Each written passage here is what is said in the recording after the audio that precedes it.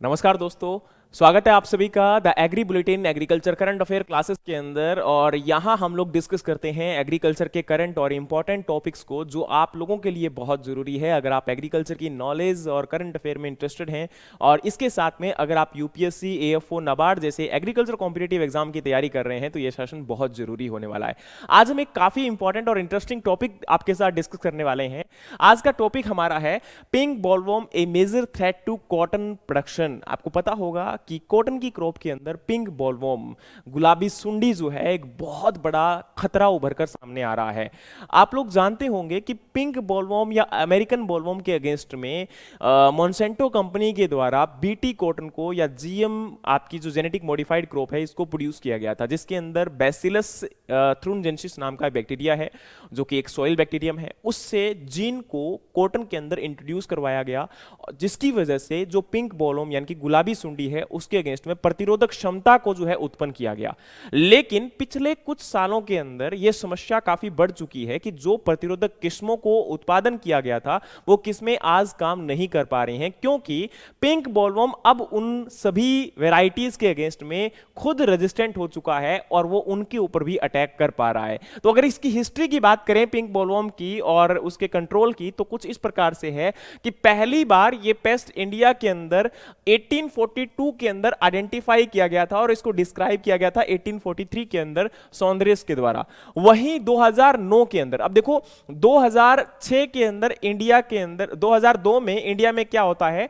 कि BT cotton India में introduce करवाया जाता है मोनसेंटो कंपनी के द्वारा। अब ये जो 2002 के अंदर बीटी कॉटन आया था ये पिंक बॉलवर्म के अगेंस्ट में रेजिस्टेंट था, यानी कि इसमें प्रतिरोधक क्षमता थी और इसमें आपका बोलगार्ड 1 के नाम से इसको जाना गया। और इसके अंदर आपको पता होगा रेजिस्टेंट यानी कि प्रतिरोधक क्षमता थी और इसके जीन जो था वो था क्राइवन एसी। लेकिन 2009 में क्या हुआ, अब इसके अंदर आपका ये बोलगार्ड 1 जो था या क्राइवन एसी जीन था वो पिंक बॉलवर्म के अगेंस्ट में काम नहीं कर पा रहा था। तो फिर क्या हुआ, एक अगेन बोलगार्ड 2 आया और बोलगार्ड 2 के अंदर क्राइवन एसी के साथ साथ क्राई2 एबी ये जीन भी आपका ऐड कर दिया गया। लेकिन 2014 तक आते आते ये जो बोलगार्ड 2 था वो भी कुछ रीजन के अंदर या कुछ ऐसे लोकेशंस थी जहां पर आपका रेजिस्टेंस यानी कि पिंक बॉलवर्म इसके अगेंस्ट में काम करना बंद कर चुका था। वहीं अगर हम बात करें तो 2016-17 तक आते आते महाराष्ट्र, गुजरात और तेलंगाना में भी क्या हुआ, पिंक बॉलवर्म का अटैक बढ़ना स्टार्ट हो गया बोलगार्ड 2 के ऊपर भी यानी कि बीटी कॉटन के ऊपर। और 2018 तक आते आते आपको पता होगा इंडिया के अंदर जो नॉर्दर्न इंडिया पार्ट है, पंजाब, हरियाणा और राजस्थान, यहां पर भी रेजिस्टेंट यानी कि प्रतिरोधक क्षमता देखने को मिली पिंक बॉलवर्म के अंदर, जिसकी वजह से पिंक बॉलवर्म का अटैक बीटी कॉटन के ऊपर भी बढ़ना स्टार्ट हो गया। और आज हालात ये है कि भारत का 30% जो आपका उपज है वो कम हो चुकी है इस बीटी कॉटन के अंदर बोलवर्म के अटैक की वजह से, इस कीड़े के अटैक की वजह से। तो अब इसको कैसे कम किया जा सकता है, इसको कंट्रोल कैसे किया जा सकता है, इसको लेकर कुछ एफर्ट्स जो हैं वो प्राइवेट कंपनीज के द्वारा किए गए हैं। वो क्या है वो हम इसमें जानते हैं। सबसे पहले अगर हम बात करें तो मैं आपको थोड़ा सा यह बताना चाहता हूं कि आपका पिंक बॉलवर्म कॉटन के अंदर जो है अब इसके अटैक होने की वजह से क्या हुआ। तो देखो लगभग आपका 2013-14 के अंदर 294 लाख बेल आपका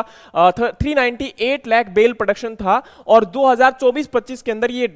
आपका घटकर कितना हो गया, 294 लाख बेल हो गया, यानी कि लगभग आपका 25% प्रोडक्शन यहां पर क्या हो गया, डिक्रीज हो गया। तो देखो पहले उत्पादन ज्यादा था भारत में और अब उत्पादन जो है वो आपका कम हो चुका है। तो इसमें 25% यहां पर क्या देखने को मिला, लॉस देखने को मिला। और वहीं अगर हम बात करें तो आपकी जीएम कुछ ऐसी कॉटन वेराइटीज को डेवलप किया गया जो कि रेजिस्टेंट हो चुके, लेकिन आपको पता होना चाहिए 2006 के बाद भारत में कोई भी नई किस्म को जो है या नई आपकी स्पीसीज को इसमें इंट्रोड्यूस नहीं करवाया गया। जीईएसी यानी कि जेनेटिक इंजीनियरिंग अप्रूवल कमेटी के द्वारा कोई भी नई किस्म को अप्रूवल नहीं दी गई है। जितनी भी आपकी किस्में अभी तक जो बीटी कॉटन की डेवलप की गई हैं वो 2006 से पहले की हैं। 2006 के बाद जेनेटिक इंजीनियरिंग अप्रूवल कमेटी ने किसी भी नई किस्म को जो आपका जीएम कॉटन का नया एडवांस वर्जन है उसको आपका अलाउ नहीं किया गया है कमर्शियल प्रोडक्शन के लिए। ये मैं आपको पहले ही आपको कंफर्म कर देता हूं, ठीक है। और वहीं अगर हम बात करें तो आपको एक बात और बताना चाहता हूं कि जिसकी वजह से कॉटन का जो ट्रेड है,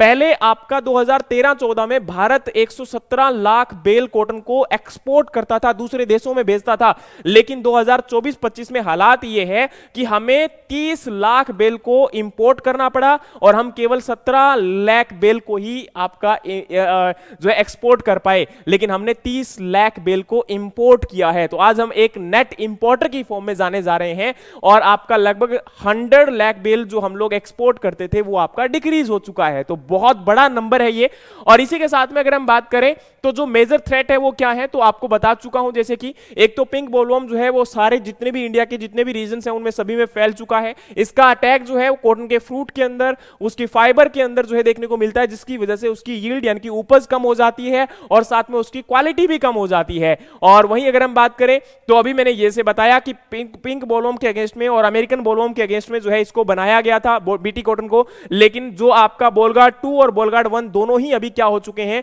इनके अंदर प्रतिरोधक क्षमता आ चुकी है पिंक बोलवर्म के अंदर, और ये दोनों ही अभी इफेक्टिव कंट्रोल नहीं कर सकते हैं पिंक बोलवर्म का। अब अगर हम बात करें तो आपको यह बताना चाहता हूं कि जैसे 2006 के अंदर जो है या 2006 से भारतीय सरकार के द्वारा कोई भी नई जीएम कॉटन वैरायटी को आपका अलाउ नहीं किया गया है, और ये डेटा मेरा नहीं है, अगर आप वेबसाइट के ऊपर जाओगे तो आपको आराम से देखने को मिल जाएगा। और इसी के साथ में during this period pink bollworm has emerge as the most severe pest, यानी कि अब प्रेजेंट टाइम में व्हाइट फ्लाई के साथ अगर हम देखें, सफेद मक्खी के साथ देखें, तो पिंक बोलवर्म एक मेजर थ्रेट या सबसे बड़ा खतरा उभर कर सामने आ रहा है। और इसकी वजह से किसानों ने कॉटन को लगाना भी बंद कर दिया है। कई जगह पर तो आपने देखा होगा कि पहले जहां पर कॉटन लगता था वहां पर अब कॉटन को लगाना बंद कर दिया गया है। ठीक है, अब अगर हम बात करें तो साइंटिफिक फाइंडिंग यहां पर क्या है कि रेजिस्टेंट डेवलपमेंट हुआ। तो एक जर्नल है आपका नेचर, यहां पर उनकी स्टडी में यह कंफर्म किया गया कि पिंक बोलवर्म जो है अभी क्राई 1AC और क्राई 2AB टॉक्सिन्स के अगेंस्ट में रेजिस्टेंट यानी कि उसके अंदर प्रतिरोधक क्षमता आ चुकी है और इसकी वजह से ये कंट्रोल नहीं कर सकता। तो जो डेटा मैंने अभी आपको बताया था 2014, 17 और 21 का,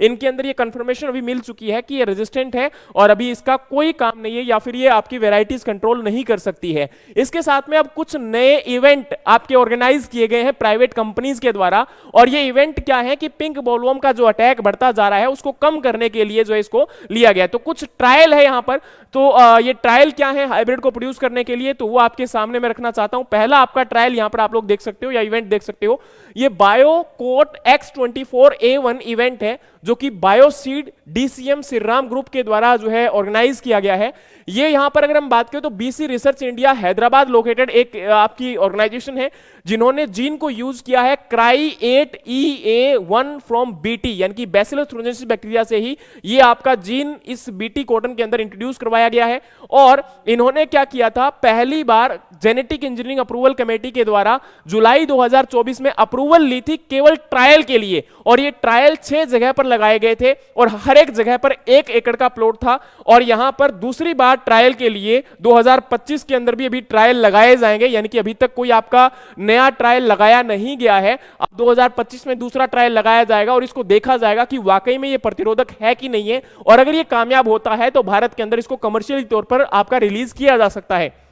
इसी के साथ में एक सेकंड इवेंट है जो कि राशि सीड प्राइवेट लिमिटेड के द्वारा pink bollworm resistant cotton develop करने के लिए किया गया है, जो कि कोयंबटूर के अंदर, ये आपकी जो राशि सीड प्राइवेट कंपनी है कोयंबटूर बेस्ड है, और इनके द्वारा भी क्राई1 जो आपका C जीन है, क्राई 1AC नहीं है, ये क्राई 1C जीन है जो कि सिंथेटिक जीन है, इसको ये आपका जो है यूज कर और अभी प्रेजेंट टाइम के अंदर इन्होंने पहली बार अप्लाई किया है जेनेटिक इंजीनियरिंग अप्रूवल कमेटी के सामने कि इसको खरीफ सीजन जो अभी 2025 का है उसमें इसके ट्रायल लगाए जा सके। तो इन्होंने पहली बार ट्रायल लगाने की अभी कोशिश की है और इन्होंने अप्रूवल जो है मांगा है जेनेटिक इंजीनियरिंग अप्रूवल कमेटी के द्वारा। अब अगर हम बात करें तो तीसरा इवेंट है genetic modified hybrid by Ankur seed with NBRI technology. आपको पता है national bureau of research institute है ना, इस गवर्नमेंट इंस्टीट्यूट के साथ अंकुर सीड जो कि नागपुर बेस्ड कंपनी है, इन्होंने एक पार्टनरशिप के अंदर कोलैबोरेशन जो है वो आपका इंट्रोड्यूस करवाया है, जिन्होंने प्रोटीन जो है बीटी जीन से लिया है और उसको आपके बीटी कॉटन वैरायटी के अंदर इंट्रोड्यूस करवाकर और कोशिश की है कि हम लोग एक बेटर आपका जो है वैरायटी को प्रोड्यूस कर सकें जो कि पिंक बोलवर्म यानी कि जो गुलाबी सुंडी है उसके अगेंस्ट में प्रतिरोधक क्षमता डेवलप कर सके और एक इफेक्टिव प्रोडक्शन कर सके। तो इसको भी अभी तक ये कह सकते हो कि इन्होंने अप्लाई किया है और आने वाले टाइम में शायद हो सकता है कि इनको अप्रूवल मिल जाए। अब अगर हम बात करें तो नेक्स्ट आपका फोर्थ इवेंट है, fourth event Ajit seed private limited के द्वारा, जो कि महाराष्ट्र बेस्ड है, इन्होंने क्राई 2A जो आपकी पिंक बोलवर्म रेजिस्टेंट है उसके लिए अप्लाई किया है और जेनेटिक इंजीनियरिंग अप्रूवल कमेटी ने इनको अप्रूवल दे दिया था। कब? 5GM कॉटन लाइन के लिए जुलाई 29, 2024 के अंदर। पिछले साल इनको अप्रूवल मिला था केवल आपके ये कह सकते हो ट्रायल के लिए, और अभी तक इनके आगे जो फर्दर फ्यूचर के अंदर क्या प्लानिंग रहती है या फिर ये किस प्रकार से रिलीज करते हैं तो उसके बारे में अभी कोई अपडेट नहीं आया है। लेकिन मैं आपको एक बात पहले ही क्लियर कर चुका हूं कि 2006 के अंदर जेनेटिक इंजीनियरिंग अप्रूवल कमेटी के द्वारा लास्ट किस्मों को आपका जो है अप्रूवल दिया गया था। इसके बाद अभी तक कोई फाइनल अप्रूवल कमर्शियल क्रॉप के लिए नहीं दिया गया है। कई बार किसान जो है वो मार्केट के अंदर, जैसे कई लोग बेवकूफ बनाते हैं कि हमने बोलगार्ड 3 रेजिस्टेंट डेवलप कर लिया है और उसको आप लोग परचेज कर सकते हो, लेकिन मैं फिर बता दूं कि कमर्शियल रिलीज के लिए जेनेटिक इंजीनियरिंग अप्रूवल कमेटी, जो कि भारतीय सरकार की एक एजेंसी है जो कि जीएम क्रॉप को अलाउ करती है, उनके द्वारा कोई भी नई किस्म को अप्रूवल नहीं दिया गया है। ये सारे के सारे जितने भी मैंने 4 इवेंट बताए हैं, इन चारों के चारों इवेंट में अभी तक केवल और केवल क्या है, इनको केवल आपका ट्रायल बेसिस के ऊपर अप्रूवल मिला है, इनको कमर्शियल रिलीज के लिए कोई भी अप्रूवल नहीं मिला है। और आप चारों को आप देख सकते हो कि किस किस प्रकार से इनके अंदर कौन कौन सा जीन यूज किया गया है या कोई प्रोटीन यूज किया गया है। और यहां पर अप्रूवल प्रोसेस, जैसे हम BRL1 और BRL2 ट्रायल की बात करते हैं तो BRL1 के अंदर conducted over 2 year after lab research on 1 एकड़ plot and BRL2 trial conducted for the 1 year on 2.5 एकड़ plot and these trial assess the toxicity, food feed safety and environmental impact before the commercial approval. अब इनमें क्या होता है, ये जो trial आपके लगाए जाते हैं, इन ट्रायल में यह देखा जाता है कि जो आपकी नई वैरायटी या नई किस्म है वो किसी प्रकार से पर्यावरण को तो नुकसान नहीं पहुंचाती, उसका किसी भी जानवर के ऊपर या किसी भी ह्यूमन लाइफ के ऊपर तो कोई गलत प्रभाव नहीं पड़ रहा है इसकी वजह से, और इसी के साथ में क्या ये किसी प्रकार की कोई टॉक्सिसिटी इस प्रकार की उत्पन्न तो नहीं कर रहे, या जो आपका पिंक बॉलवर्म है यानी कि गुलाबी सुंडी है उसके अगेंस्ट में प्रतिरोधक क्षमता इसमें है कि नहीं है। तो ये सारे ट्रायल इस प्रकार से लगाए जाते हैं और फाइनल अप्रूवल इनकी एक प्रकार से ग्रांट यानी कि एक्सेस हो जाता है कि भाई इनके ऊपर कोई नेगेटिव प्रभाव नहीं है, नकारात्मक प्रभाव इनका नहीं है, तभी इनको कमर्शियल रिलीज के तौर पर आपका रिलीज किया जाता है। तो आज ये काफी बड़ी समस्या है, इनको शायद अगर आने वाले टाइम में ट्रायल मिल जाता है तो किसानों के लिए काफी आसान हो जाएगा आपके नरमे के यानी कि कॉटन के उत्पादन करना। अब इसके साथ में गवर्नमेंट ऑफ इंडिया के द्वारा भी कॉटन प्रोडक्शन को इंक्रीज करने के लिए कॉटन मिशन लॉन्च किया गया था, जो कि आपको पता है 2025 के बजट के अंदर, रिसेंटली मैंने आपको बजट के साथ इसको एक्सप्लेन भी किया था, तो 2025 के अंदर इस कॉटन मिशन को लॉन्च किया गया है, जिसके अंदर मेन टारगेट है कि जो हमारा लॉन्ग स्टेपल कॉटन है उसकी प्रोडक्टिविटी को बढ़ाना, लंबा जो आपका रेशे वाला नरमा है उसकी यानी कि कपास की जो उत्पादन है उसको बढ़ाने के लिए यह मिशन लॉन्च किया गया है, जिसके अंदर मेन टारगेट है कि नई वैरायटीज आपकी जो है वो कपास यानी कि लंबे रेशे वाली जो वैरायटीज हैं उनकी आनी चाहिए और इसी के साथ में बेटर प्रोडक्शन भी हम लोग कर सकें। फिर अगर हम बात करते हैं तो लीगल एंड पॉलिटिकल चैलेंजेस क्या हैं, तो GM crop approval are currently under consideration in the supreme court and environmentalist and activist strongly oppose the cultivation of GM crop in India. Union agriculture minister Shivraj Singh Chauhan has publicly voiced concern about the GM crop in the past. मतलब क्या है, यहां अगर हम बात करें तो सबसे बड़ी समस्या यह है कि आज भारत के अंदर जीएम क्रॉप को अलाउ इसलिए नहीं किया जा रहा क्योंकि एनवायरमेंटलिस्ट जो है वो प्रोटेस्ट कर रहे हैं। उन्होंने एक कंसर्न जताया है कि जीएम क्रॉप को प्रयोग में लाकर हम भारत का ही नहीं बल्कि भारत के अंदर पर्यावरण का ही नहीं बल्कि जैव विविधता को भी बहुत बड़ा खतरा पहुंचा रहे हैं। और कहा जा रहा है कि इन जीएम क्रॉप को जब हम लोग यूज करते हैं या इनको प्रयोग में लाते हैं, इनको उगाते हैं, तो इनका हमारे एनवायरमेंट के ऊपर भी गलत प्रभाव पड़ता है। आपका जो मधुमक्खियां हैं जो कि मैक्सिमम पॉलिनेशन के लिए रिस्पॉन्सिबल है, या 80 से 85% हम लोग जो फूड खाते हैं, जो हम खाना खाते हैं वो हमारा मधुमक्खियों से ही आता है, तो उनके ऊपर इसका नकारात्मक प्रभाव पड़ रहा है। तो आने वाले समय के अंदर आपका खाना जो है वो काफी डिफिकल्ट हो जाएगा मिलना।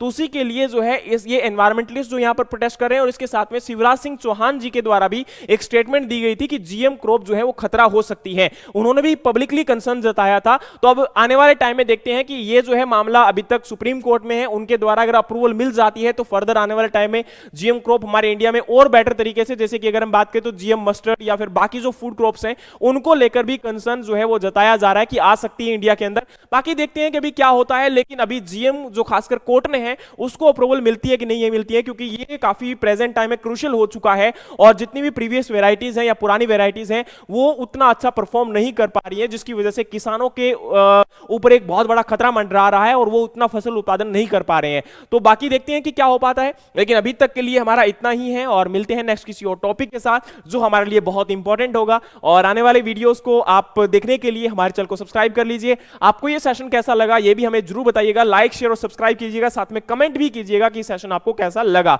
और बाकी और अच्छे और इंपॉर्टेंट टॉपिक के लिए मिलते हैं नेक्स्ट किसी और टॉपिक के साथ, तब तक के लिए जय हिंद जय भारत।